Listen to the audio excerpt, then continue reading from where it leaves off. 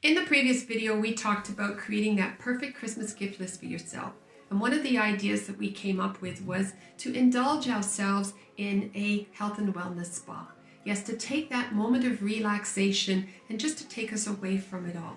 And the comments that I got back from you guys was really, really encouraging. However, some of you came up with your own Christmas gift ideas. Blow-up dolls, body paint, handcuffs, edible garments. I don't know. Really intriguing, very interesting. Nothing wrong with that. However, if you will be traveling this year for Christmas, will those items be allowed on your carry-on? Coming up.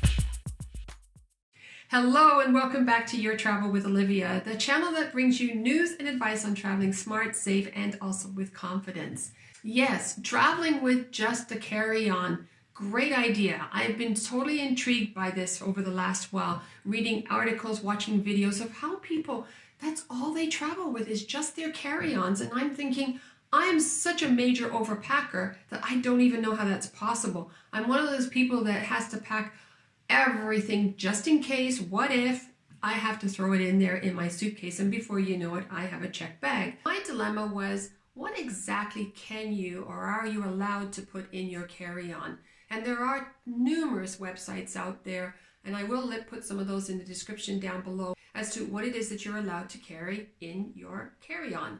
So for instance, we all know about the liquids and the amount that you can have and all that, and you're restricted there, and you know, no sharp objects, definitely no box cutters, those kind of things. We're so used to that and have heard it multiple times. So being totally obsessed with just traveling with a carry-on, I thought, I wonder how I would know what exactly I can put in that carry-on and be able to travel with it. There is an app that you can get, and you can download that onto your phone or tablet. It's My TSA, or here I am in Canada, and it's CATSA. And those are the apps you can put on your phone, and they are great resources to go to find out what it is that you're packing in your carry-on, and are you allowed to put that in there? This app is a great reference point and tool if you're just not sure as to what it is that you're putting in your carry-on, if that is allowed or not. So the first thing you would do is go to the search bar, type in whatever it is that you're just not sure of, and that will give you an idea as to whether it is allowed, whether it's restricted, or whether it's denied totally. If you are somebody who just loves to travel with carry-ons, I'm sure after a while you'll get really used to what it is that you're allowed and what your restrictions are. So this is an ideal tool to get yourself really organized for your trip.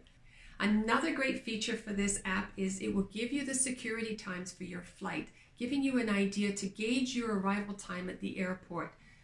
Great, great idea, and something I could have used when I was traveling back from Portugal, which once I went through security, I did not realize that you had another security line to go through, and once I got there, I missed my flight, long and short of it all.